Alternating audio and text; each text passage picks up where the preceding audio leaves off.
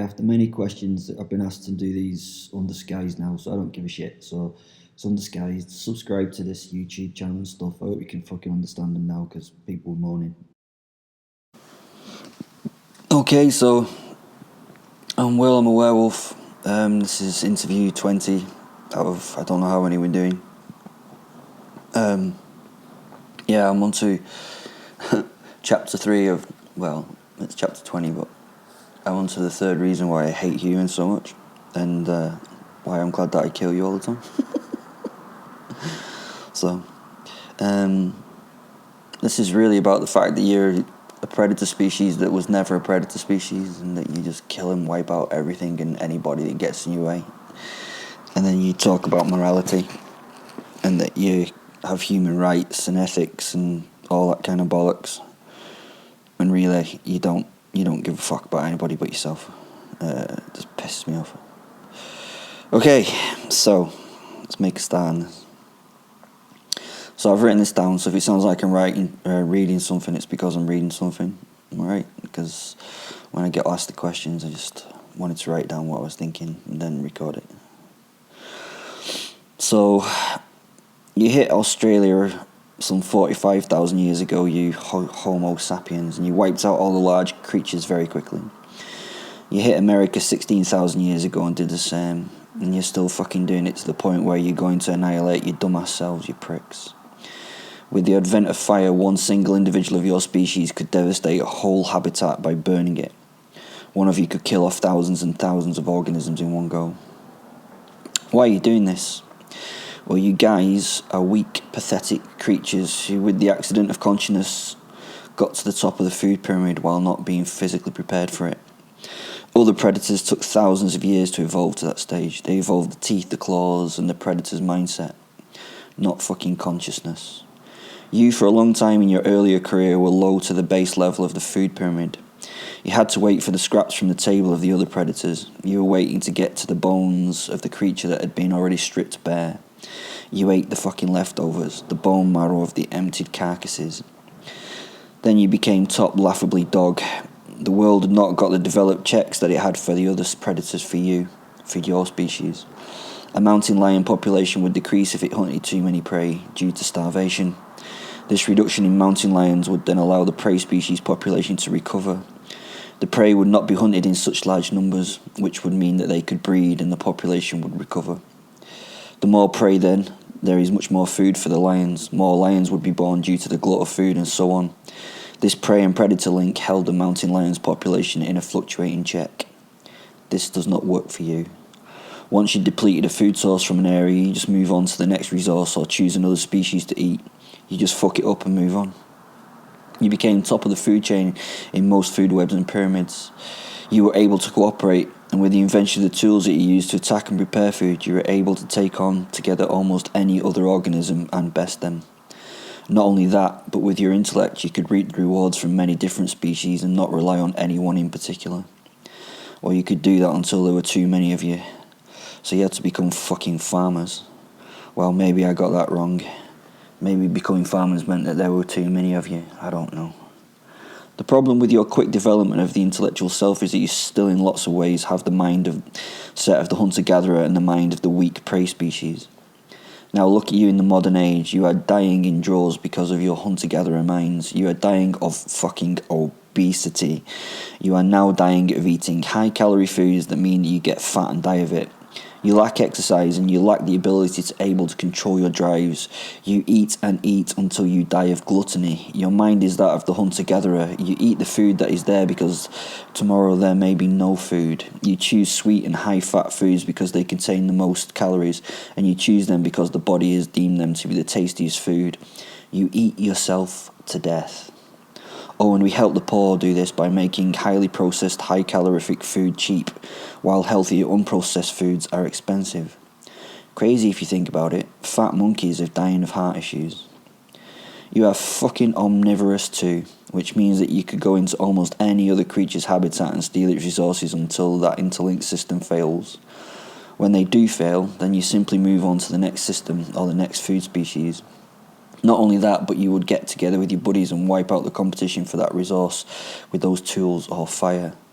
This fire also allowed you to pre-digest the food that you ate. This meant that you could eat things that before cooking were not available to you. For example, grass seeds like wheat. You could now cook them so they could be pre-digested and then digested by your gut. The cooking would also reduce the number of parasites and bacteria your food contained, meaning you could eat older foods and foods that would normally cause you harm. This also meant that it took a lot less effort to get the energy from the food.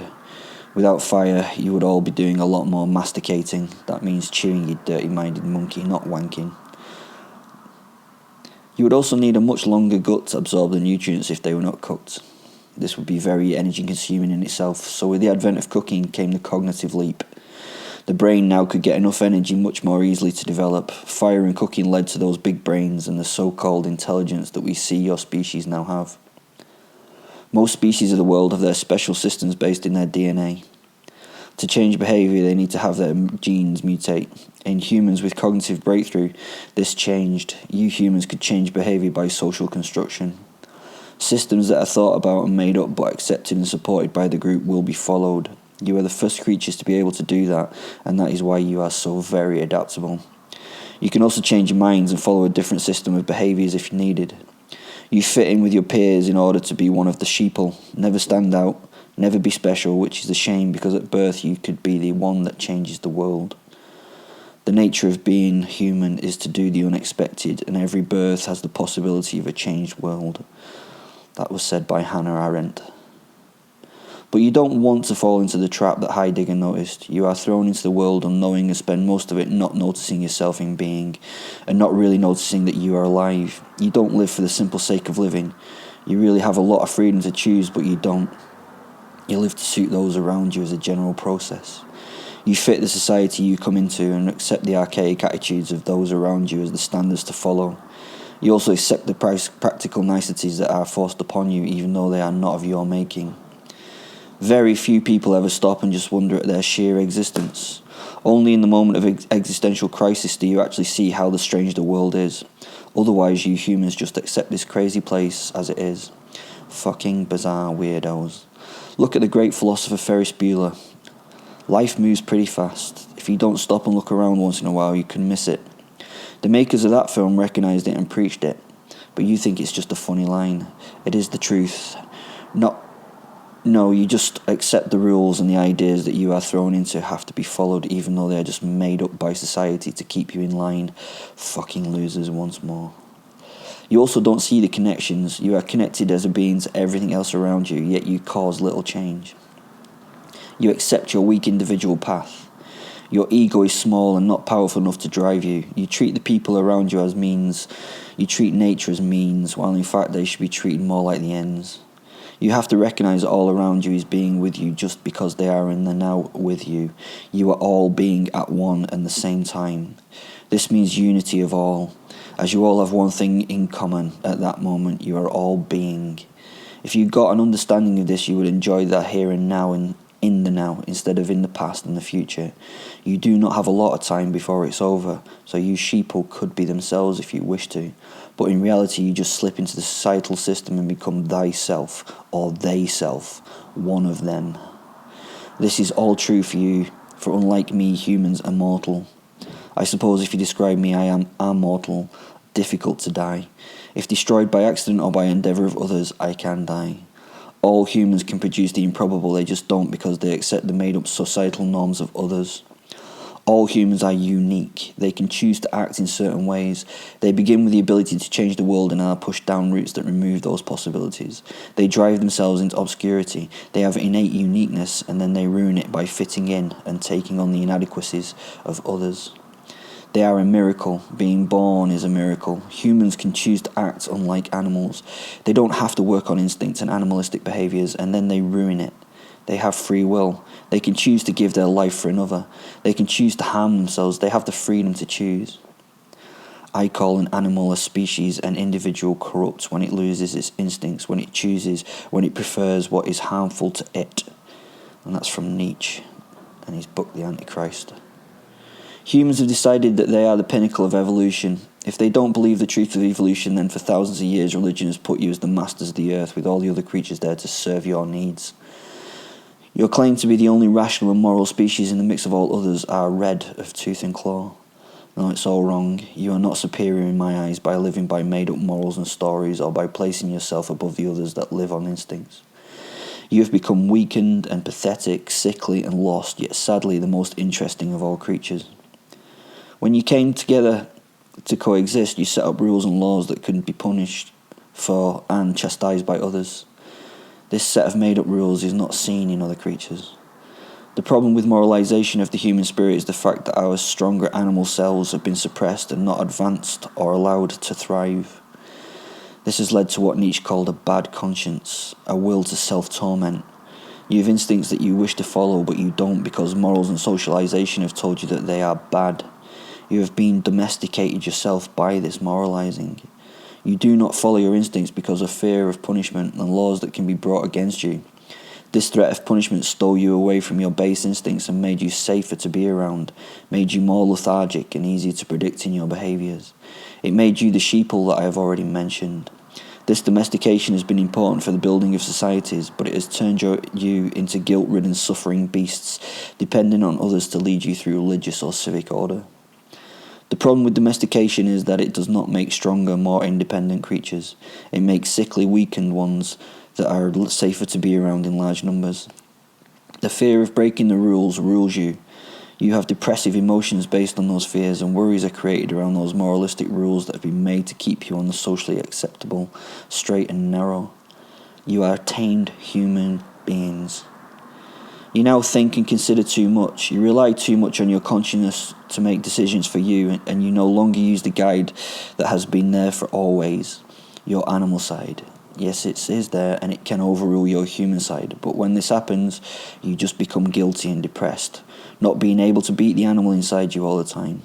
You don't celebrate the animal, you bury it and pretend that it drives that it follows are based and unwanted. Sometimes it's right to follow your animal instincts, and they have the right to rule over you, but with following them we may allow our beast within to be brought back to the surface. The bravest of us will allow that beast to rise through and confront it and use it in life. Hiding the beast away and not celebrating it will lead on to depression and loss. In a perfect world, man would celebrate these base instincts, celebrate them and use them to evolve in themselves towards a future where the insights align with the needs and wants of people. Humans squash and quell these base instincts, thinking they are bad. Your animal side has been the reason you have got to this socialised and cultural stage. You should not turn your back on your animal side, but work with it like I do, to celebrate the instincts, to enjoy them and use them for a better life. In the past, it was the done and acceptable thing to seek glory and get notoriety in the world. These days, people are satisfied with a comfortable life. Pathetic. Sadly, people abandon this freedom and just become a function as they move through life. They give up thinking and acting for themselves and just accept the direction afforded to them by work or life in general. They become a passive reflection of their constructed environment. So in my mind, you're a fucking outbreak that the environment had not been able to respond to quick enough to keep in check. Even as a hunter-gatherer, you ruin entire ecological realms, changing them forever. You're a monkey-sized virus. Yet laughingly, because of your quick evolution, you still do it all within the fear-based position of a prey species. No ultimate confidence in your path. You are frightened for the continuation of your life. That's why you try so hard to steal the lives of others.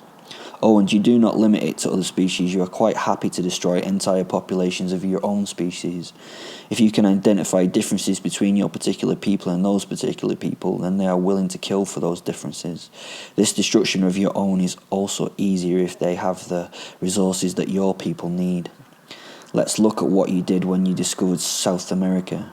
You killed 90% of the population just by arriving with new diseases that the local people had no way of coping with. They had no immunity to it. A little exploring and plundering group set sail from Cuba in March of 1520. They had less than 1,000 people in their party, and they had come to seek their respective fortunes in this new continent. They rocked up on the shores of Mexico with ballistic weapons, horses, and more importantly, a slave carrying the smallpox virus. He was not sick himself. It was just sitting there ready to do its diseasey thing when ready. The carrier was a slave. Let us not even start on the slavery of your own species at this juncture. Let's just concentrate on the killing off of your own species in huge numbers. The poor slave soon became sick, and the virus came to the surface of his skin in the wonderfully disgusting pustules that this disease causes. The disease was then released into the new habitat of excitingly unprepared victims. He was taken into a local native home to be cared for, and soon infected the family, who in turn infected those around them. Within a couple of weeks, the town's population was wiped out, and those running away from the infection had the dubious honour of taking the disease with them. The Spanish could not have made a better weapon for the task of mass genocide if they'd tried. Soon the refugees from those infected towns moved across the continent, taking the gift of smallpox with them as they travelled. Tens of thousands were killed and bodies laid where they fell, as there was no one to deal with them, adding to the pestilence and the disease. By September of the same year, the virus entered the Aztec capital. This city was far different and much more impressive than any of the European cities the Spanish had seen. Long boulevards and many linked islands were found within its bounds, a truly beautiful place in comparison to the European cesspits. The city was clean and well maintained, a very healthy city. It even had its own zoo. The Spanish could not believe the city was real and believed it to be enchanted, or that they had dreamed it. The clash of cultures was very significant. The Spanish saw this amazingly wealthy city festooned in gold and in silver. The Aztecs, however, saw these audacious Spanish arriving on horses that they had never seen before and carrying new and intriguing weapons. Its population of 250,000 people soon succumbed to the disease.